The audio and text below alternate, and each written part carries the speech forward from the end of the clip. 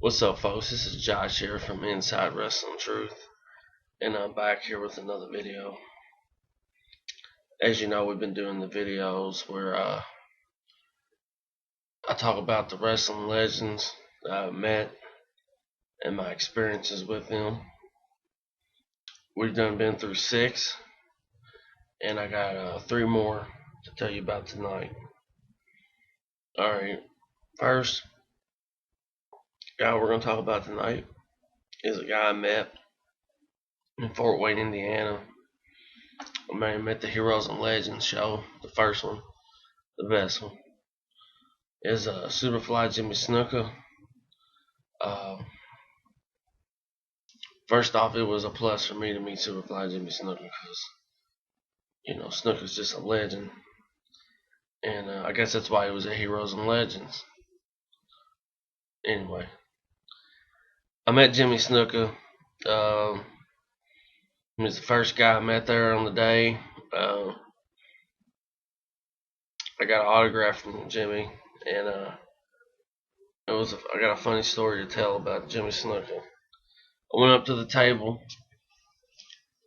I give him the WrestleMania case, and I'm like, I guess Jimmy's older, so I guess he can't hear real well. I'm like, Jimmy, can you sign the front of this? It was the WrestleMania anthology DVD. He's like, sure, brother, where at? And he opens up the case and he's looking for himself in there. And his wife is next to him, and his wife can't see real well. So his wife says, there you are, sign right there. And Jimmy looks at his wife and says, honey, that's not me, that's Razor Ramon. It was just funny because he couldn't hear, she couldn't see, so how the hell did I get to Fort Wayne, Indiana? I'll never know. But yeah, it was a plus meeting Jimmy Snuka. I think he's the oldest wrestler that I've ever met. But the $15 that I spent was really worth it to meet Jimmy Snuka and get his autograph. He was a super nice guy. I think everybody at one time was a Jimmy Snuka fan. But yeah, I met him up at Fort Wayne, Indiana. I gotta say, has nothing but class. He was nice to everybody, Yeah, shout out to Jimmy Snuka. Now the next guy on my list, I've heard so many stories about this guy. I heard he was homeless. I heard he was living in a subway. But I met him at Heroes and Legends show. Had a blast with him, and that is my boy Virgil. Met Virgil. I'm from the hood, so I know how hustler works. So I go up to him, and I'm like, Virg, how much you charge me to sign this? He's like, well, first off, I'll sign this in an 8x10 for 40. I'm like, nah, dude, you're not hearing me. How much you want me? He's like, all right, I'll sign it for 20. So he signed it for 20. Chit chatted for a little bit. I went off my own way to meet some other legends over there, and the next thing I know, Virgil's following me around the show was in a ice hockey ring, and Virgil's following me and my wife around. He's eating big ass sandwiches, talking to us. Just a really cool dude, I have nothing but nice things to say about him as well. He was a funny guy. He was a really cool guy. I know a lot of people knock Virgil, but Virgil was in this business for a long time, and he made a lot of money, and he's still making a lot of money. And if anybody out there thinks he's homeless, y'all are fucking stupid. What he's doing is he's hustling everybody. And that's what this business is built on. Working people, hustling people. But yeah, Virgil also, class act. it was just weird, you know. I grew up on TV seeing Virgil on TV, and then just me, no more me, got Virgil following me around the building. I don't know if he liked my wife's boobs or what the deal was, but it was really weird.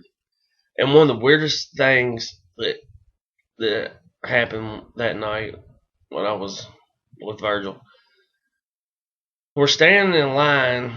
Me and wife are standing in line to meet Axe and Smash at Demolition. And he walks up to me. He's like, you know what would be cool? If you could get a Crush autograph. And I'm thinking, dude, Crush died in 2007. I don't know if he was being funny. I hope to God he was just being funny, because I hope to God he knows that Crush is dead. But, I mean, Virgil just funny, ghetto. Oh, man, I wish I could meet Virgil again. And then the last guy we're going to talk about tonight was a guy, he was actually a replacement for Jake the Snake Roberts, and that is Brutus the Barber Beefcake. I met Brutus Beefcake with the Heroes and Legends show as well.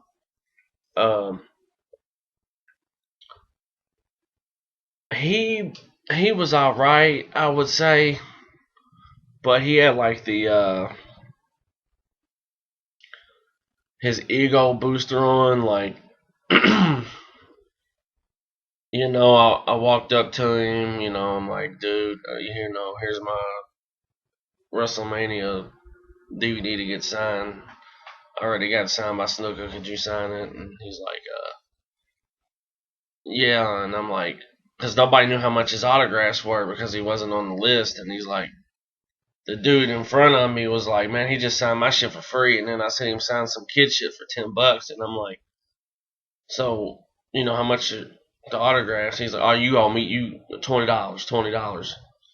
And I was like, all right, that's cool, you know, but he was just kind of cocky, you know. You could tell he was cool with Hulk Hogan. That's all I'm gonna say. But you know, when I go up to meet a guy, I want to, you know, how you doing? I really respect your work. I don't want to go up to you and meet you, and when I go up to meet you, you're counting your money. You know that shit ain't cool, dude. You're gonna get home. I'm sure you're paid in the shade, Daddy.